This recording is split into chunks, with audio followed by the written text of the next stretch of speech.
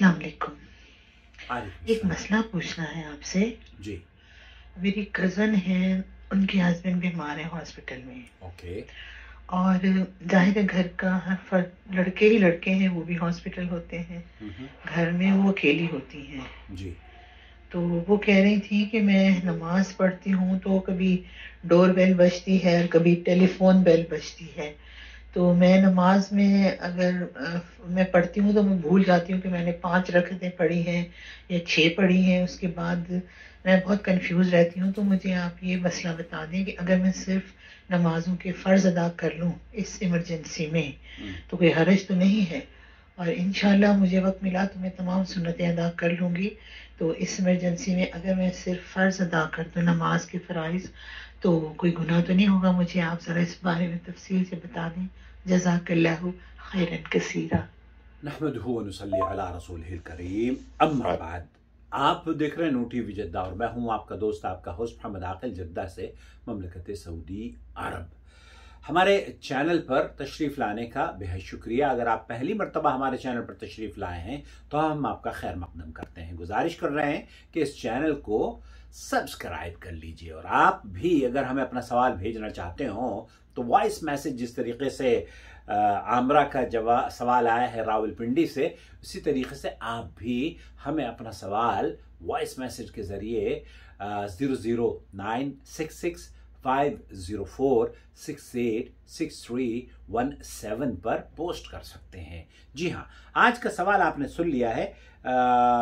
وہ یہ جاننا چاہ رہی ہیں کہ کیونکہ دراصل ہمارے یہاں کیا ہے کہ بہت سارے لوگ یہ سمجھتے ہیں کہ اگر ہم نے سنتیں چھوڑ دی ہیں تو پھر گنہگار ہو جائیں گے.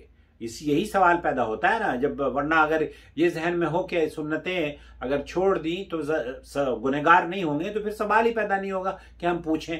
اس سے پہلے کہ آپ کے سوال کا میں جواب دوں، عامرہ، اللہ کے رسول صلی اللہ علیہ وسلم نے جو سنتیں ہیں ان کی بڑی فضیلت بیان کری ہے.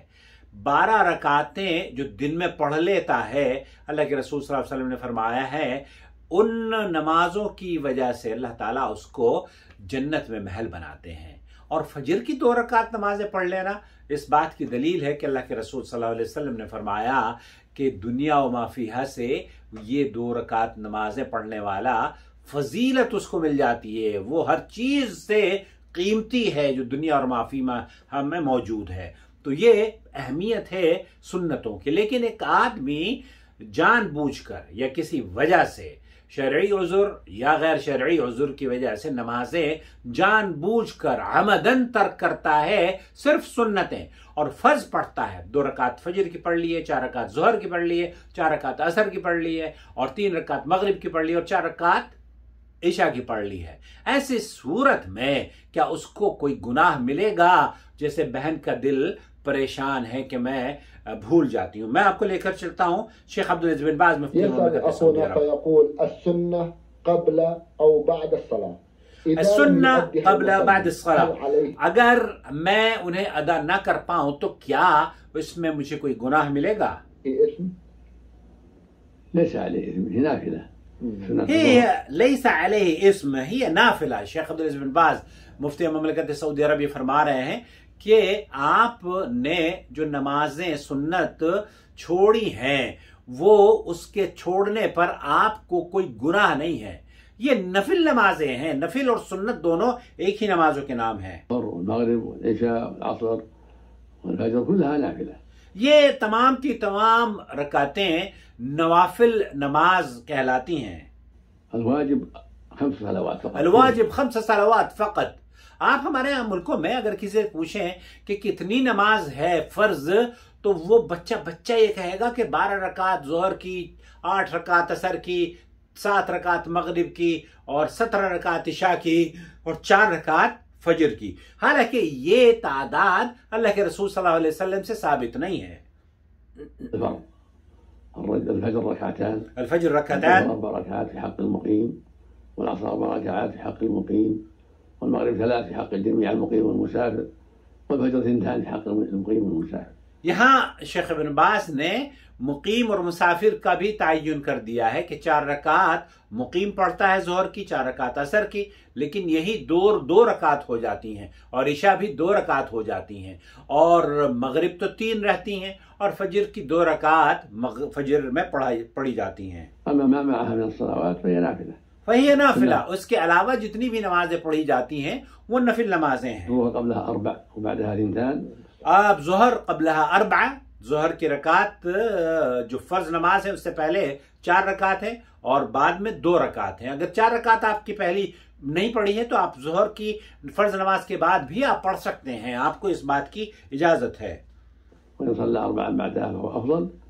और आप अगर 4 रकात ज़ोहर की पढ़ लेते हैं बाद में तब भी बहुत अफजल है।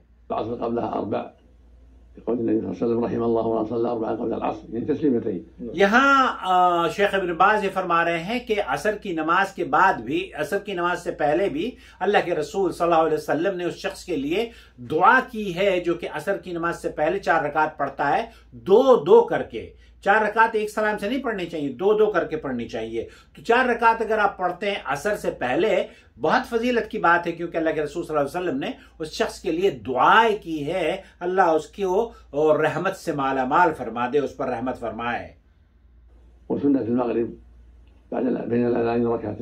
बैन अज़ान, ये मगरिब की जो नमाज होती है ना, मगरिब से अजान हो चुकी है और अभी कामत खड़ी नहीं हुई है, तो शेख बिन बाज फरमा रहे हैं कि 2 रकात आप पढ़ सकते हैं। हमारे यहाँ तो तसव्वुर ही नहीं है, इस नमाज को अगर आप पढ़ें, पढ़ने कोई देता ही नहीं है। हमारे अहले हदीसों की मसाजिद में तो अभी भी इसका एहतमाम होता है, बल्कि बाज अहले हदीस मसाजिद ने भी इस पर तसाहुल बरतना शुरू कर दिया है। गुज़िश्ता दिनों जब मैं गया था ना इंडिया, तो मैंने एक वाक़या नकल किया, उन्होंने अल्लाहु अकबर कहा और फिर फौरन ही तकबीर कहने के बाद फाटक हबश खां की मस्जिद में दिल्ली में, तो मैंने वहां पर खड़े होकर फिर उनको टोका कि आप अगर इस सुन्नत पर अमल नहीं करना चाहते तो हमें तो कम से कम करने दें, हमें तो क्यों रोक रहे हैं आप, जब अल्लाह के रसूल सल्लल्लाहु अलैहि वसल्लम के सहाबा, अल्लाह के रसूल सल्लल्लाहु अलैहि वसल्लम ने फरमाया है कि सल्लु क़ब्ल मगरिब, तो आप हमें भी मौका दीजिए। तो उन्होंने बहरहाल वहां के जो इमाम साहब थे, हमारे दोस्त हैं वो भाई, तो उन्होंने फिर उसको सुना और कहा कि नहीं आप सही कह रहे हैं। तो